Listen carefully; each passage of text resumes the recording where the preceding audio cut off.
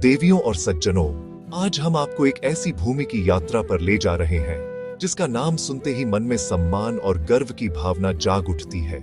यह है राजस्थान। यहाँ की रेत ने अनगिनत वीरों के घोड़ों की टापें सुनी हैं और आसमान ने उनकी हुंकार। हर किला, हर पत्थर अपने राजाओं और रानियों की गाथा सुनाता है। यहाँ के राजा सिर्फ शासक नहीं, बल्कि अपनी प्रजा के रक्षक और संस्कृति के संरक्षक थे। राजस्थान की हवाओं में महाराणा प्रताप के स्वाभिमान, पृथ्वीराज चौहान के साहस और मीराबाई की भक्ति की सुगंध है। यह भूमि युद्ध और शांति, संघर्ष और कला दोनों की साक्षी रही है।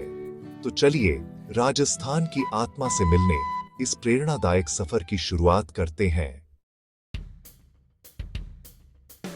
राजस्थान की कहानी शुरू होती है सिंधु घाटी सभ्यता से, जहां कालीबंगा की खुदाई ने दुनिया को चौंका दिया।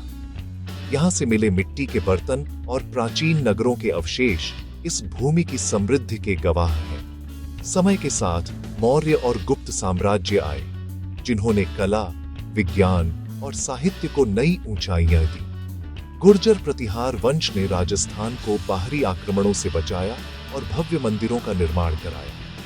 इन राजवंशों ने राजस्थान की सांस्कृतिक नींव रखी और इसे शक्ति चरित्र दिया। यह सिर्फ राजाओं की नहीं, बल्कि एक सभ्यता के विकास की कहानी है। प्राचीन राजस्थान की यही विरासत आने वाले युगों के लिए प्रेरणा बनी। अब हम आते हैं राजपूत काल पर, जहां मेवाड़, मारवाड़, आमेर और चौहानों के राज्य वीरता और स्वाभिमान के प्रतीक बने। महाराणा प्रताप, जिन्होंने हल्दी घाटी में स्वतंत्रता के लिए सब कुछ न्योछावर कर दिया, आज भी साहस की मिसाल है। पृथ्वीराज चौहान, अंतिम हिंदू सम्राट, जिनकी बहादुरी तराइन के युद्ध में अमर हो गई। राजपूतों के लिए प्राण जाए पर वचन न जाए सिर्फ कहावत नहीं, जीवन का आधार था। यहाँ की रानियों ने जौहर कर सम्मान की रक्षा की और योद्धाओं ने साका कर वीरगति पाई। राजस्थान की यह परंपरा हमें सिखाती है, सम्मान जीवन से बड़ा है। मुगल साम्राज्य के आगमन पर राजस्थान के राजपूतों ने संघर्ष और कूटनीति दोनों का रास्ता अपनाया। अकबर ने राजपूत घरानों से वैवाहिक संबंध बनाए, लेकिन मेवाड़ ने कभी अधीनता स्वीकार नहीं की।